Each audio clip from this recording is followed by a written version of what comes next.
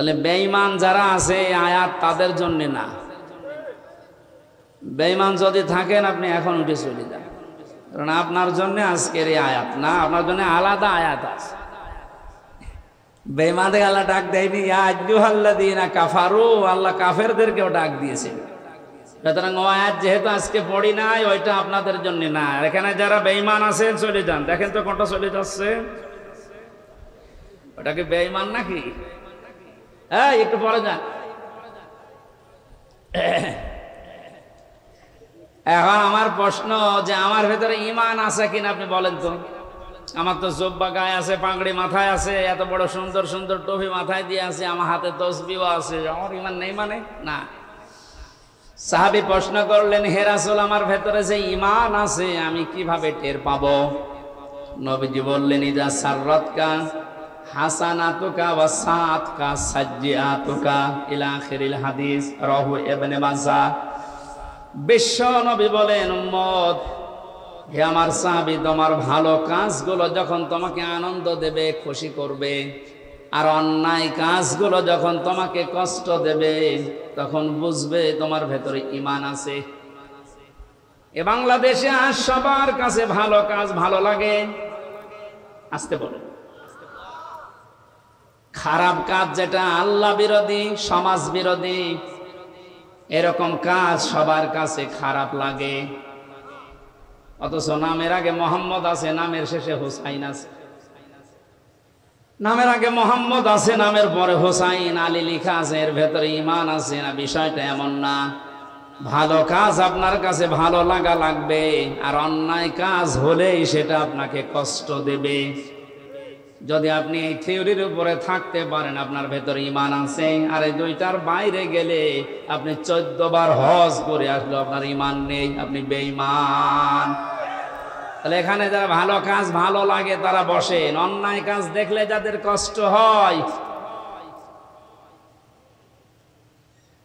ঈমানদারকে আল্লাহ ডাক দিয়ে দুইটা আদেশ দিয়েছেন, ইত্তাকুল্লাহ, আমি আল্লাহকে ভয় করো, ওয়াকুনু মা'আস সাদিকিন, আর দুনিয়ায় যারা সত্যবাদী তোমরা তাদের সঙ্গে থাকো। এখানে আদেশ কয়টা বলেন বলেন? এই আদেশ কি হামজার আদেশ? আল্লাহ রাব্বুল আলামিন আমাদেরকে প্রতিনিধি বানিয়েছেন, খলিফা বানিয়েছেন। আল্লাহ নিজে এই কাজটা করলে মানায় না, তার শানের সাথে যায় না। এই জন্য খলিফা হিসাবে মনে করেন আমি সেই কুষ্টিয়া থেকে আল্লাহর খলিফা হয়ে এসেছি, আল্লাহর বান্দাদের সামনে আল্লাহর ওই কথাগুলো অ্যাডভার্টাইজ করছি। আশা করি আপনি আল্লাহর এই দুইটা আদেশ আজকে থেকে মেনে নেওয়ার, মেনে চলার চেষ্টা করবেন। এক নম্বরে ইত্তাকুল্লাহ, আল্লাহকে ভয় করো। প্রশ্ন আসতে পারে, জন্মের পর থেকে শুনছি আল্লাহকে ভয় করো, ভয় তো করি না। আল্লাহকে ভয় করে শব্দের ভেতরে যে ব্যাখ্যাগুলো আমাদের এই বাংলাদেশ, ভারত, পাকিস্তানে চলে, একটা স্বাভাবিক ব্যাখ্যা এখন নিয়ে আসা লাগবে। ইত্তাকুল্লাহ, তাকওয়ার ব্যাখ্যা আধুনিকভাবে সব চাইতে সুন্দর ব্যাখ্যা আমার কাছে মনে হয়। আল্লাহর ভয় তো আছেই, আল্লাহর নিষিদ্ধ কাজগুলো ঘৃণা করে ছেড়ে দেওয়ার নাম তাকওয়া। এবং যেই বিষয়ে আমরা আছি দুনিয়াতে, ওই বিষয়ের উপরে দক্ষতা অর্জন করে, ওই বিষয়ের উপরে জ্ঞান অর্জন করে ওটা দুনিয়ায় কাজে লাগানোর নাম তাকওয়া। আমি বোঝাতে পারিনি। পৃথিবীতে বেঁচে থাকতে হলে আমাদের কর্মজীবন লাগবে, মাস্ট বি। যেই কর্মজীবনে আছি ওই জায়গায় যেন ওই বিষয়ের উপরে দক্ষতা অর্জন করে, জ্ঞান অর্জন করে ওটা সুচারুরূপে আঞ্জাম দিতে পারি, ওইটার আরবি নাম তাকওয়া। এই তাকওয়া বাংলাদেশে আছে। বলেন, যেই বিষয় জানে না আমরা আরো ওই বিষয়ে ওকে ওই চেয়ারে বসিয়ে দেই, এটা একটা জুলুম। সারা জীবন ও লেখাপড়া করেছে কৃষির উপরে, ওরে ধর্ম মন্ত্রণালয়ের দায়িত্ব দিয়ে বসে আছে। ধর্ম কি জানে? ওরে দেওয়া দরকার ছিল ধান কয় মনে কয় মন হয়, কয় বিঘাতে কতটুকু লাগাতে হয়, ওই দায়িত্ব দেন। কারণ অনার্স মাস্টার্স করেছে ওইটার উপরে। তাহলে তাকওয়াটা আজ আমরা কোনো জায়গায় দেখতে পাচ্ছি না। যে যেই বিষয় আমরা আছি ওই বিষয়ের উপর আমাদের জ্ঞান নেই অধিকাংশ মানুষের। আমি এই চেয়ারে বসার আগে, এটা একটা আমানতের জায়গা, এই মঞ্চগুলো একটা আমানত। এখানে বসার আগে আমার যতটুকু দায়িত্ব, এখানে যা দরকার ওই বিষয়গুলো কোরআন থেকে হাদিস থেকে চিন্তা ভাবনা করে গবেষণা করে পড়াশোনা করে এসে বলা। অথচ আজ 100 জনের 98 জনের ভেতরে এই দায়িত্ববোধ পাওয়া যাচ্ছে না। 7 দিন পর পর মসজিদে জুমার নামাজ হয়, এটা খেলা করার জন্য না। ইমাম সাহেব 7 দিন ব্যক্তি, পরিবার, সমাজ আর রাষ্ট্রের দিকে তাকাবে। 7টা দিন কোরআন থেকে হাদিস থেকে এর সলিউশন কি, এর সমাধান কি, উনি এইগুলো মিলিয়ে মিলিয়ে লোড করবে। 7 দিন পরে জমার নামাজে দাঁড়িয়ে জনগণকে ওই বিষয়ে সতর্ক করবে। জনগণ ওইটা বাস্তব জীবনে প্র্যাকটিক্যাল লাইফে সেট করবে। 3.5 লাখের উপরে মসজিদ দেখে যদি সত্যি এই আওয়াজগুলো এই মেম্বার থেকে আমানতের জায়গা থেকে আমরা দিতে পারতাম, আর যারা আমরা শুনতে যাই এটা যদি সত্যি আমরা মেনে নিতে পারতাম, এদেশ দুর্নীতিতে চ্যাম্পিয়ন হতো না।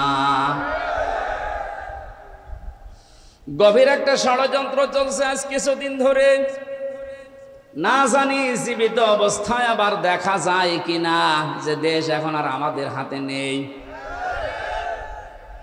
কিছুদিন আগে 14 দলের সাথে বৈঠকের সময় মাননীয় প্রধানমন্ত্রী যে আশঙ্কা পেশ করেছিলেন, তার শেষের যে 5টা কথা, পার্বত্য চট্টগ্রাম অঞ্চলের কয়েকটা জেলা এবং মায়ানমার এবং ভারতের কিছু অংশ নিয়ে সাদা চামড়া যারা আছে, আমি নাম নিলাম না, এরা কিন্তু গোপন আন্দোলন চালিয়ে যাচ্ছে একটা স্বাধীন খ্রিস্টান রাষ্ট্র ঘোষণা দেওয়ার জন্য। ওদিকে মায়ানমারের কিছু অংশ, ভারতের কিছু অংশ, বাংলাদেশের চট্টগ্রামের রাঙ্গামাটি, বান্দরবন, খাগড়াছড়ি, এই কয়েকটা জায়গা নিয়ে, দক্ষিণ সুদানে যেমন দিয়েছে কিছুদিন আগে, ইন্দোনেশিয়ার পূর্ব তৈমুরে দিয়েছে কিছুদিন আগে। জীবিত অবস্থায় যদি ওটা আবার দেখে যাওয়া লাগে যে বাংলাদেশও ভাগ হয়ে একটা দক্ষিণ সুদানের মতো স্বাধীন খ্রিস্টান রাষ্ট্র চলছে, এটা দেখে যাওয়ার আগে মরে যাওয়া ভালো। কারণ যে স্বাধীনতা, সার্বভৌমত্ব অখণ্ড রাখার জন্যে, অক্ষুণ্ণ রাখার জন্য হাজার হাজার মানুষ জীবন দিয়েছে, লক্ষ লক্ষ মানুষ, লক্ষ লক্ষ মানুষের ইজ্জত সম্ভ্রম হারিয়েছে, সেটা যদি এখন চর্ম চোখে দেখে যাওয়া লাগে, এত চেতনা করে কি হবে? অনেকে চেতনার দোহাই দিয়ে বিভিন্ন কাজ করে যাচ্ছে। চেতনা আপনার থাকছে না, তো চেতনাটা কাজে লাগান। আল্লাহ সভাপতির উদয় হওয়ার তৌফিক দিন যদি কপালে হেদায়েত থাকে। এই জন্য ষড়যন্ত্র যা হচ্ছে, নাক কান চোখ মুখ খোলা রাখা দরকার আমাদের। যে যেখানে আসি ওই জায়গা থেকে যেন জ্ঞান অর্জন করার মাধ্যমে, দক্ষতা অর্জন করে ওই জায়গাটা আমরা ঠিক রাখতে পারি আঞ্জাম দেওয়ার মাধ্যমে। আল্লাহ পাক বলেন তাকওয়া অর্জন করো। এখানে আমি 9টা বিষয় পেয়েছি। তাকওয়া অর্জন কিভাবে করতে হয়? আল্লাহর নিষিদ্ধ কাজগুলো ঘৃণা ভরে ছেড়ে দিতে হয়। যে যেই কাজে আসি ওই কাজের দক্ষতা অর্জন করে, জ্ঞান অর্জন করে ওইটা বাস্তবায়ন করতে হয়। এখন তাকওয়ার ফলাফল কি? তাফসিরে মাঝহারিতে, তাফসিরে তাবারিতে এই 2টা জায়গায় পড়ে পেয়েছি। তাকওয়া যদি কেউ অর্জন করে, মহান আল্লাহ তাকে 12টা পুরস্কার দুনিয়া আখিরাত মিলে দান করেন। বলেন সুবহানাল্লাহ।